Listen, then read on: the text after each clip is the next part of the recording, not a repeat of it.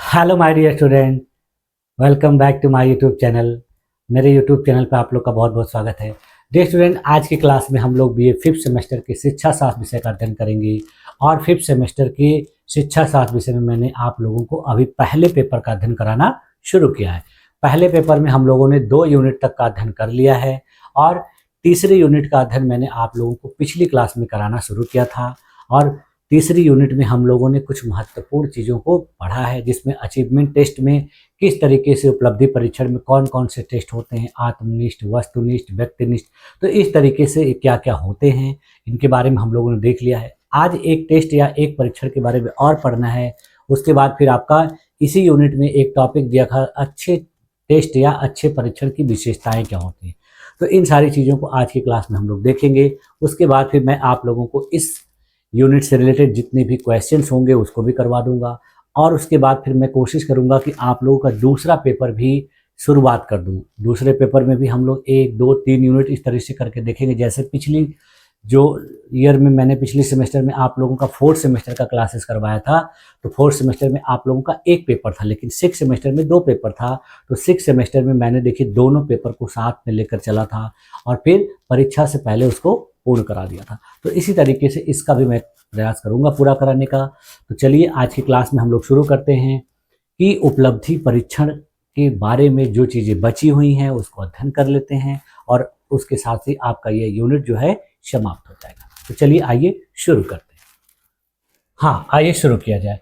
तो देखिए हम लोगों ने पिछली क्लास में जो है आत्मनिष्ठ यानी सब्जेक्टिव और व्यक्तिनिष्ठ यानी ऑब्जेक्टिव टेस्ट के बारे में, परीक्षण के बारे में अध्ययन कर लिया था। आज की क्लास में हम लोग को देखना है कि ये जो टेस्ट होते हैं, ये जो परीक्षण होते हैं, कितने प्रकार के होते हैं। तो देखिए इसमें हमने पिछली क्लास में देखा था, इनके उदाहरण के रूप में आज उनके प्रकारों को देख लेते हैं। तो सबसे पहले देखिए हम लोग आत्मनिष्ठ टेस्ट यानी सब्जेक्टिव टेस्ट के बारे में देखते हैं। और इसमें हम लोग देखते हैं कि ये कितने प्रकार का होता है। तो जैसे देखिए सब्जेक्टिव टेस्ट में विद्यार्थियों को अपने विचारों, तर्कों और व्याख्या को विस्तार से प्रस्तुत करना होता है। इसमें उत्तर निश्चित नहीं होते हैं। यह देखिए कितने प्रकार का होता है। जैसे देखिए पहला होता है यह निबंधात्मक प्रश्न के रूप में यानी एसे टाइप क्वेश्चन के रूप में। एसे टाइप का जो क्वेश्चन होता है इसमें विद्यार्थी को देखिए किसी विषय पर विस्तार से उत्तर लिखना होता है। इसका उत्तर लंबा होता है, व्याख्यात्मक होता है और विश्लेषणात्मक होता है। जैसे उदाहरण देख लीजिए, जैसे आपको आ गया क्वेश्चन में कि भारत में हरित क्रांति के प्रभावों पर विस्तार से लिखिए। तो इस तरीके का जब प्रश्न आपसे आता है तो इसमें आपका क्या परीक्षण किया जाता है कि आप कितने अच्छे तरीके से अपने विचारों को प्रस्तुत कर सकते हैं, कितने अच्छे से हरित क्रांति के प्रभावों को आप प्रदर्शित कर सकते हैं। तो इस तरीके से आपका जो उत्तर होगा वो लंबा होगा, विस्तृत होगा, जिसमें आपको व्याख्या करनी होगी, बहुत सारे विश्लेषण करने होंगे। ठीक है। अब देखिए इसका दूसरा जो प्रकार होता है वो लघु उत्तरीय प्रश्न होता है, शॉर्ट आंसर टाइप क्वेश्चंस। इसमें देखिए क्या होता है कि उत्तर संक्षिप्त होता है लेकिन व्याख्या की आवश्यकता रहती है। जैसे उदाहरण के लिए देखिए अस्थाई बंदोबस्त किसने और कब लागू किया। अब देखिए ये भी प्रश्न है, लेकिन इसमें क्या है कि आपको पहले ये बताना है कि अस्थाई बंदोबस्त किसके द्वारा लागू किया गया था और यह कब लागू किया गया था। तो इसमें हम लोग क्या करेंगे, थोड़ी सी व्याख्या भी डालेंगे। ठीक है। इसके बाद फिर देखिए इसका तीसरा प्रकार होता है वर्णनात्मक प्रश्न यानी डिस्क्रिप्टिव क्वेश्चन।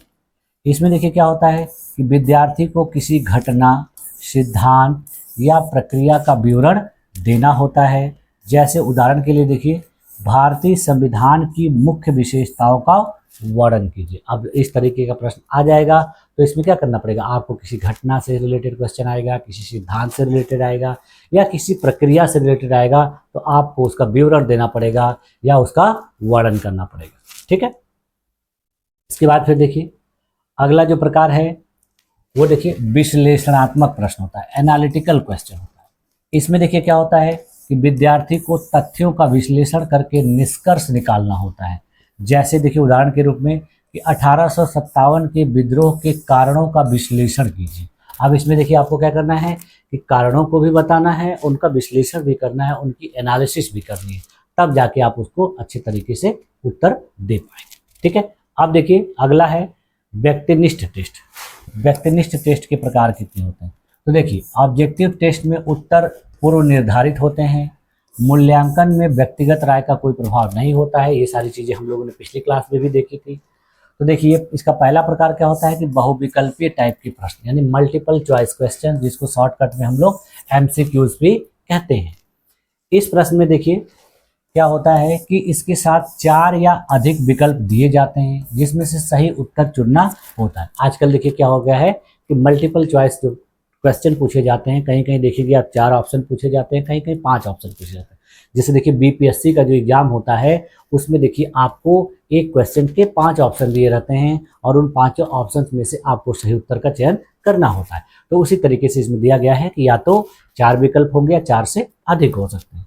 जैसे देखिए यहाँ पर उदाहरण एक दिया गया है कि भारत का पहला राष्ट्रपति कौन था। अब देखिए इसमें क्या है कि 4 विकल्प दे दिए गए, doctor Rajendra Prasad, doctor Sarvepalli Radhakrishnan, doctor Zakir Hussain, doctor VV Giri. अब देखिए चारों व्यक्ति जो है भारत के राष्ट्रपति बने थे, लेकिन इसमें आपसे क्या पूछ रहा है, भारत का पहला राष्ट्रपति कौन। तो इसमें आपको जब एग्जैक्ट पता रहेगा तभी उस प्रश्न का सही उत्तर दे पाएंगे। अगर आपको कन्फ्यूजन रहेगा तो आप इसका सही उत्तर नहीं दे पाएंगे। क्यों? क्योंकि इसमें चारों व्यक्तियों का नाम जो दिया गया है वो चारों लोग क्या है, भारत के राष्ट्रपति रह चुके हैं। तो इसमें पूछा है पहला, तो पहले राष्ट्रपति कौन थे, डॉक्टर राजेंद्र प्रसाद। इसमें आप सही उत्तर क्या टिक करेंगे, डॉक्टर राजेंद्र प्रसाद को आप सही कर देंगे, तो आपका जो उत्तर होगा उसका मूल्यांकन जब किया जाएगा तो वो सही माना जाएगा। उसके बाद फिर देखिए जो ऑब्जेक्टिव टाइप के क्वेश्चन में दूसरा प्रकार क्या होता है, सही गलत प्रश्न, जिसको ट्रू फॉल्स क्वेश्चंस किया जाता है। देखिए बहुत से स्कूलों में देखते होंगे आप, छोटे बच्चों की जो किताबें होती हैं कक्षा 8 तक की किताबें, उसमें देखिए कुछ ऐसे क्वेश्चंस होते हैं जिनको आपको सही गलत बताना होता है। कुछ स्टेटमेंट, कुछ सेंटेंस दिए रहेंगे, आपको बताना होगा कि यह गलत है या सही। तो उसके आगे आपको सही का निशान लगाना होता है या क्रॉस का गलत का निशान लगाना होता है। जैसे देखिए इसमें दिया जाता है कैसे कि दिए गए कथन को सही या गलत बताइए।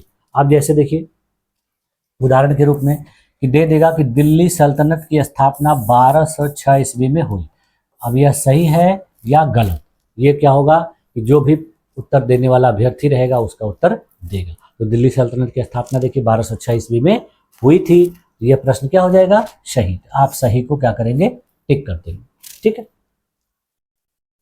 इसके अलावा देखिए इसमें मिलान प्रकार के प्रश्न आते हैं, मिलान टाइप के, मैचिंग टाइप क्वेश्चन। इसमें क्या होता है कि 2 कॉलम दे दिएंगे, एक तरफ कुछ और घटना रहेगी, उसके बाद दूसरे कॉलम में उससे मिलती जुलती घटना, या दे दिया कि कौन कौन से युद्ध भारत में कब कब हुए थे, एक तरफ कॉलम में दे देगा उनका ईयर। तो आपको क्या करना पड़ेगा, उसको मैच कराना पड़ेगा। जैसे देखिए इसमें 2 कॉलम दिए जाते हैं जिसमें सही जोड़ी आपको बतानी होती है। जैसे देखिए यहाँ पर एक कॉलम दिया है जिसमें शासक का नाम है और दूसरा कॉलम भी दिया है जिसमें राजवंश का नाम है।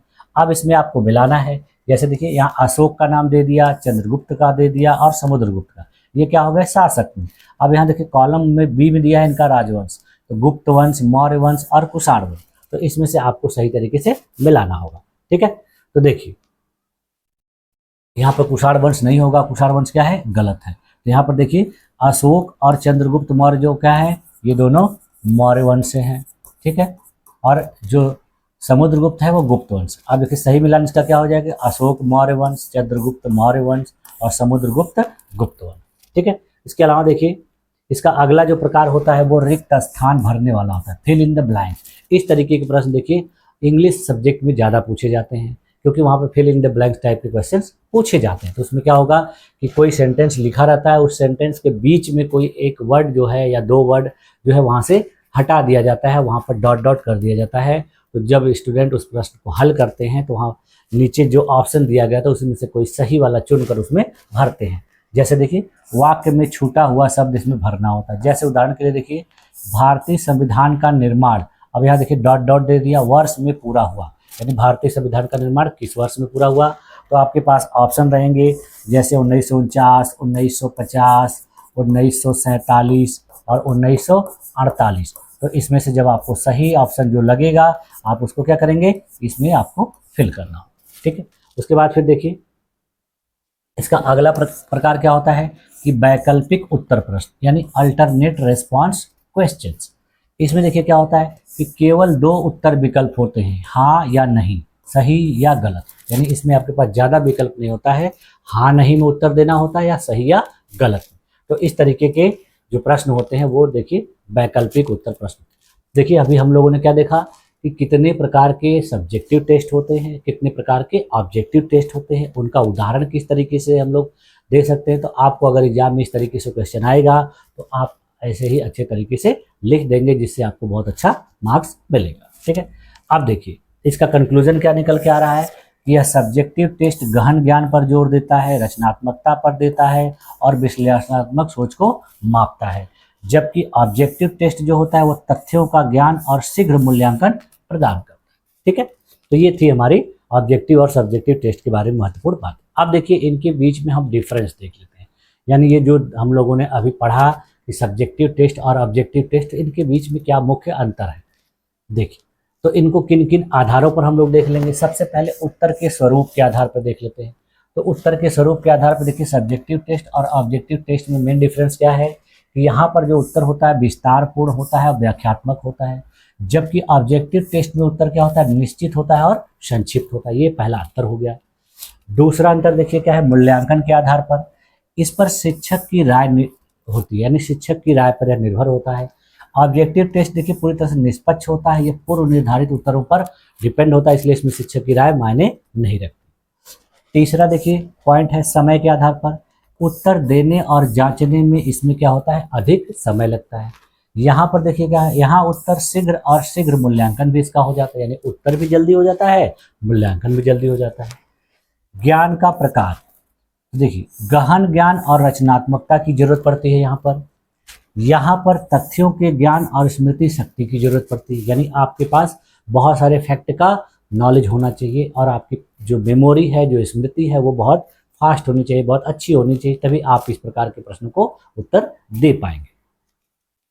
उदाहरण के रूप में देख लीजिए, इस तरह के प्रश्न जो होते हैं निबंध के रूप में होते हैं, लंबे उत्तर वाले प्रश्न होते हैं, जबकि इस प्रकार के प्रश्न देखिए एमसीक्यू टाइप के होते हैं, ट्रू फॉल्स टाइप के होते हैं, fill in the blanks type के होते हैं। तो ये सब देखिए इसके अंतर है। ठीक है, अब देखिए हम लोग आ जाते हैं अच्छे परीक्षण की विशेषताएं या characteristics of a good test. ये आपके इस यूनिट में देखिए सबसे अंतिम पॉइंट, अंतिम टॉपिक दिया हुआ है। तो एक अच्छा टेस्ट किसे कहते हैं, उसको हम लोग कैसे बता सकते हैं। तो देखिए एक अच्छा परीक्षण वह होता है जो सीखने के उद्देश्यों को सही तरीके से मापे, यानी सीखने का जो उद्देश्य है उसको सही तरीके से मापना होगा अच्छे टेस्ट का उद्देश्य।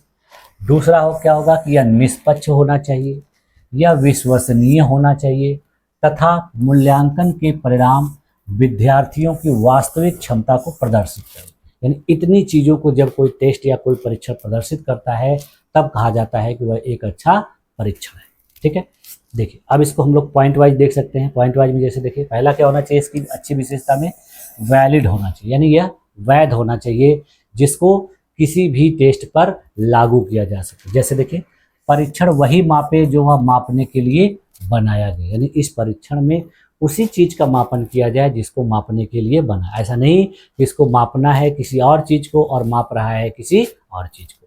जैसे देखिए यदि टेस्ट गणितीय क्षमता नापने के लिए बनाया गया है तो उसमें केवल गणितीय प्रश्न ही होने चाहिए, भाषा का ज्ञान नहीं। अब जैसे किसी स्टूडेंट का हमको चेक करना है कि वो गणित में किस लेवल का है, उसको गणित कितने अच्छे तरीके से आती है, तो उससे हमको गणित के ही प्रश्न पूछने होंगे। ऐसा नहीं है कि उसमें भाषा का भी प्रश्न पूछ लेंगे, सामाजिक विज्ञान का भी पूछ लेंगे या फिर किसी और विषय का पूछ लेंगे, तो फिर वो वैलिड नहीं कहलाएगा।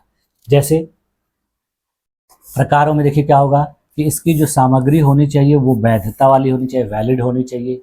इसकी जो संरचना होनी चाहिए वो भी वैलिड होनी चाहिए और इसका जो मानदंड होना चाहिए वो भी वैलिड या वैध होना चाहिए।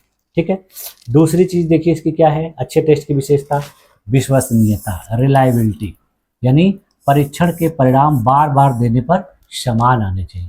यानी कोई भी ऐसा टेस्ट हो उसको एक बार किया जाए, जब दोबारा किया जाए तो भी वही रिजल्ट आए, तिबारा किया जाए तो भी वही रिजल्ट आए, तभी कहा जाएगा कि यह टेस्ट विश्वसनीय है, रिलायबल है। उदाहरण के लिए देखिए जैसे कि यदि कोई विद्यार्थी एक ही टेस्ट 2 बार देता है तो लगभग समान अंक मिलने चाहिए। यानी किसी स्टूडेंट को एक ही टेस्ट को 2 बार 3 बार दिलाया जाए और उसका समान अंक आए तो कहा जाएगा कि यह रिलायबल है, विश्वसनीय है। इसके प्रकारों में जैसे देखिए पुनः परीक्षण विश्वसनीयता, यानी टेस्ट रिटेस्ट रिलायबिलिटी, आंतरिक स्थिरता, इंटरनल कंसिस्टेंसी, यानी किसी भी स्टूडेंट के नंबरों में, किसी भी परफॉर्मेंस में स्थिरता होनी चाहिए, बदलाव नहीं आना चाहिए। और पुनः परीक्षण विश्वसनीय, यानी किसी स्टूडेंट से एक टीचर प्रश्न पूछ के चला जाए, फिर दूसरा टीचर आए पूछने के लिए, तो वो उस टीचर को भी उसी तरीके से उत्तर दे जैसे पहले को दिया था, तो कहा जाएगा कि ये जो है विश्वसनीय है। तीसरी देखिए विशेषता इसकी क्या होती है अच्छे टेस्ट की, वस्तुनिष्ठता, जिसको ऑब्जेक्टिविटी भी कहते हैं। इसमें देखिए क्या किया जाता है कि मूल्यांकन शिक्षक की व्यक्तिगत राय पर निर्भर नहीं होना चाहिए, यानी जो टेस्ट होना चाहिए वो ऑब्जेक्टिव होना चाहिए और इस पर शिक्षक की व्यक्तिगत राय मायने नहीं रखनी चाहिए। जैसे उदाहरण के लिए देखिए, बहुविकल्पी प्रश्नों वाले टेस्ट का मूल्यांकन अधिक वस्तुनिष्ठ होता है। ठीक है, अगला देखिए इसका विशेषता क्या है, यह व्यवहार्यता वाला होना चाहिए, यानी प्रैक्टिकलिटी इसमें दिखनी चाहिए, प्रैक्टिबिलिटी होनी चाहिए। जैसे देखिए, टेस्ट समय, लागत और प्रयास की दृष्टि से व्यवहारिक होना चाहिए। ऐसा नहीं हो कि बहुत ज़्यादा समय लगा दिया गया लेकिन उसका टेस्ट का कोई व्यवहारिक उपयोग ही नहीं है, या फिर इस पर लागत बहुत ज़्यादा लगा दी गई लेकिन उसकी उपयोगिता उस तरीके की नहीं है, प्रयास बहुत ज़्यादा कराए गए तो भी नहीं उपयोगी। यानी इस तरह से क्या होना चाहिए, व्यवहार होना चाहिए।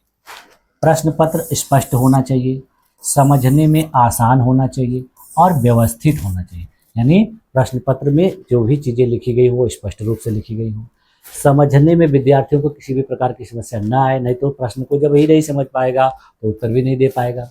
और यह व्यवस्थित होना चाहिए, इधर उधर नहीं होना चाहिए। ठीक है, अगली विशेषता देखिए क्या है कि यह व्यापकता को आना होना चाहिए, यानी इसमें व्यापकता दिखनी चाहिए, कंप्रहेंसिवनेस होना चाहिए।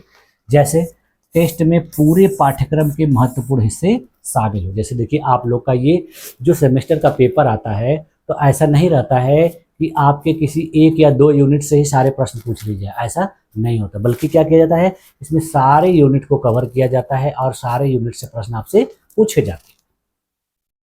जैसे देखिए उदाहरण यहाँ दे दिया है कि अंतिम परीक्षा में पूरे वर्ष के पाठ्यक्रम को कवर करने वाले प्रश्न। जैसे एक सेमेस्टर का जब पेपर होता है तो पूरे सेमेस्टर में आप लोगों ने जो जो चीजें पढ़ी है उन सभी से प्रश्न आते हैं। अगली विशेषता देखिए क्या है कि इसमें भेदक क्षमता होती है, यानी डिस्क्रिमिनेटिंग पावर होती है। जैसे अच्छा टेस्ट जो है कमजोर और प्रतिभाशाली विद्यार्थियों में अंतर कर सकता है, यानी अगर अच्छे तरीके से टेस्ट नहीं लिया जाएगा तो आप अच्छे और खराब विद्यार्थी में अंतर कैसे कर सकते, आप कैसे पहचानेंगे कि कौन सा विद्यार्थी पढ़ने में कमज़ोर है, और जब उसकी कमजोरी का पता लगा लेंगे तो उसके ऊपर अच्छे तरीके से ध्यान देकर उसको सही करने का प्रयास करेंगे। लेकिन अगर अंतर ही नहीं पता चलेगा तो फिर आप उसको सुधार नहीं सकते हैं। जैसे उदाहरण के लिए देखिए कि प्रश्न ऐसे हों जो केवल रटने वाले छात्र नहीं बल्कि समझने वाले छात्र हल कर सकें। अब ऐसा प्रश्न बनाया जाए कि जो स्टूडेंट केवल रट के पढ़ाई करते हैं तो उस प्रश्न को सही तरीके से हल नहीं कर पाएंगे, और जो स्टूडेंट समझ के पढ़ता है वो उसको अच्छे तरीके से हल कर लेगा, तो दोनों के बीच में डिफरेंस आपको पता चल जाएगा। अगली विशेषता देखिए क्या है कि यह स्पष्टता और सरलता वाला होना चाहिए। जैसे प्रश्न स्पष्ट होने चाहिए, सरल होने चाहिए और सटीक होने चाहिए। इसमें अस्पष्ट या जटिल शब्दों से बचना चाहिए। अस्पष्ट या जटिल शब्द प्रश्न में नहीं शामिल करने चाहिए, जिससे क्या होगा कि उस प्रश्न को जो विद्यार्थी रहेगा सही तरीके से समझ ही नहीं पाएगा, और जब नहीं समझ पाएगा या तो उत्तर गलत लिखेगा या फिर उत्तर को नहीं लिखेगा। तो इस तरीके से ये सारी चीज़ें नहीं होनी चाहिए। ठीक है, उसके बाद फिर देखिए अगली विशेषता क्या है, समयबद्धता, टाइम अप्रोप्रिएटनेस। इसमें क्या होना चाहिए कि टेस्ट को निर्धारित समय में हल किया जा सके।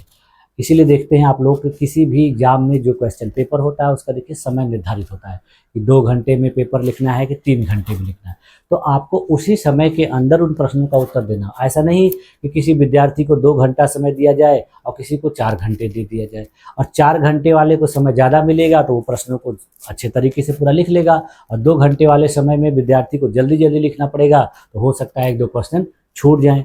तो ज़्यादा समय जिसको मिला है वो प्रश्न को अच्छे तरीके से लिखेगा, इसलिए उसका नंबर ज़्यादा हो जाएगा। तो ऐसा नहीं होना चाहिए। देखिए प्रश्न ना तो अत्यधिक कठिन हो न तो अत्यधिक सरल।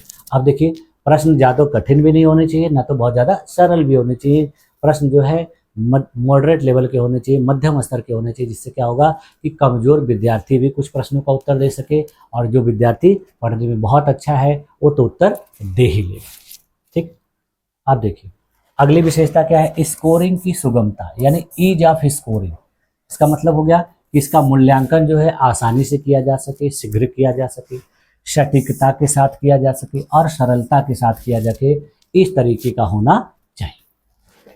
और अंतिम विशेषता इसकी क्या है, यह नैतिकता वाला है, नैतिक आधार पर होना चाहिए, इसमें किसी भी प्रकार का पक्षपात नहीं होना चाहिए। जैसे देखिए टेस्ट में किसी भी प्रकार का पक्षपात नहीं होना चाहिए। ऐसा नहीं हो कि बहुत से ऐसे टीचर होते हैं, देखिए अपने स्टूडेंट की क्या करते हैं, हेल्प करते हैं क्लास में, और दूसरे जो स्टूडेंट उनसे नहीं पढ़ते हैं या उन स्टूडेंट को टीचर नहीं लाइक करते हैं तो उनकी हेल्प नहीं करते। तो इस तरीके से नहीं करना चाहिए। बहुत से स्टूडेंट क्या होते हैं कि जो उनके फेवरेट स्टूडेंट होते हैं उनकी जो कॉपी चेक करते हैं तो उनको नंबर ज़्यादा दे देते हैं, और जिन स्टूडेंट को लाइक नहीं करते तो उनके नंबर को कम कर देते हैं। तो इस तरीके का नहीं होना चाहिए। देखिए टेस्ट में किसी भी प्रकार का पक्षपात नहीं होना चाहिए। बहुत समय ऐसा होता है कि जो टीचर अपने स्टूडेंट को लाइक करते हैं उनसे प्रश्न सरल पूछते हैं, और जो स्टूडेंट उनको पसंद नहीं है उनसे कठिन प्रश्न पूछते हैं। तो जब कठिन प्रश्न पूछेंगे तो जवाब नहीं दे पाएगा, तो इसके आधार पर वो कहेंगे कि ये बच्चा जो है पढ़ने में सही नहीं है। ठीक है। इसके अलावा देखिए जाति के आधार पर, भाषा के आधार पर, संस्कृति या लिंग के आधार पर भेदभावपूर्ण प्रश्न नहीं पूछे जाने चाहिए। यानी इस तरीके से कमेंट करना नहीं चाहिए। किसी की जाति के आधार पर, धर्म के आधार पर, वेशभूषा के आधार पर, खान पान के आधार पर जो है प्रश्न को नहीं पूछना चाहिए। ठीक है। जैसे उदाहरण के लिए देख लीजिए, सीबीएसई के द्वारा या यूपीएससी के द्वारा जो परीक्षाएं आयोजित की जाती हैं वो परीक्षाएं देखिए कैसे होती हैं, मानकीकृत प्रश्न पत्र के माध्यम से होती हैं, जिनमें स्पष्ट निर्देश लिखा गया होता है, वस्तुनिष्ठ अंकन होता है और व्यापक पाठ्यक्रम कवरेज होता है। यानी इसमें किसी भी प्रकार का भेदभाव या किसी भी प्रकार की अनदेखी चीज़ों को नहीं शामिल किया जाता है। जो भी प्रश्न शामिल किए जाते हैं वो एकदम पूरी तरह से क्रिस्टल क्लियर होते हैं और जो हर विद्यार्थी के लिए एक ही बराबर होते हैं। तो इस तरीके से क्या होता है कि इसमें नैतिकता की झलक दिखती। ठीक है। अब देखिए तो हम लोगों ने आज की क्लास में देखिए क्या देखा कि जो वस्तुनिष्ठ यानी ऑब्जेक्टिव और सब्जेक्टिव टेस्ट कितने प्रकार के होते हैं, इनके कौन कौन से उदाहरण होते हैं, ऑब्जेक्टिव और सब्जेक्टिव टेस्ट में क्या डिफरेंस होता है, और लास्ट में हम लोगों ने देखा कि एक अच्छे टेस्ट की, अच्छे परीक्षण की क्या विशेषताएं होती हैं। और उन विशेषताओं को देखिए हम लोगों ने 10 पॉइंट में देखा। अगर आपके परीक्षा में ये पूछा जा रहा है तो आप देखेंगे कि कितने नंबर का इसको पूछा गया है। अगर आपका 4 नंबर का पूछा गया है तो आप 5 पॉइंट दे के उसमें उस चीज़ को मेंशन कर देंगे तो आपको पूरा नंबर मिलेगा। अगर 6 नंबर का पूछा गया है तो आपको 10 पॉइंट लिखना होगा, और 10 पॉइंट में आप बहुत ज़्यादा बढ़ा चढ़ा कर नहीं लिखेंगे, उसके बारे में लिखेंगे और उसका एक उदाहरण दे देंगे। इससे क्या होगा कि आपका ये प्रश्न जो है पूरी तरह से कंप्लीट हो जाएगा और आपको पूरा नंबर दे दिया जाएगा। ठीक है। तो आज की क्लास में देखिए यहीं तक रखा जाए, और मेरे तरफ से आपका ये जो यूनिट था ये समाप्त हो गया। अब मुझे आप लोगों को इस यूनिट से रिलेटेड जो भी प्रश्न हैं उनको करवा देना है, बता देना है कि आपके इस यूनिट से कौन कौन से प्रश्न पूछे जा सकते हैं। ठीक है। उसके बाद फिर मैं आप लोगों के दूसरे पेपर को भी शुरू करूंगा, क्योंकि दूसरे पेपर में मैंने अभी भी एक भी क्लास नहीं करवाई है। ठीक है। तो आप लोगों को ये सारी चीज़ें अच्छी तरीके से समझ में आई होंगी, ऐसा मैं उम्मीद करता हूं।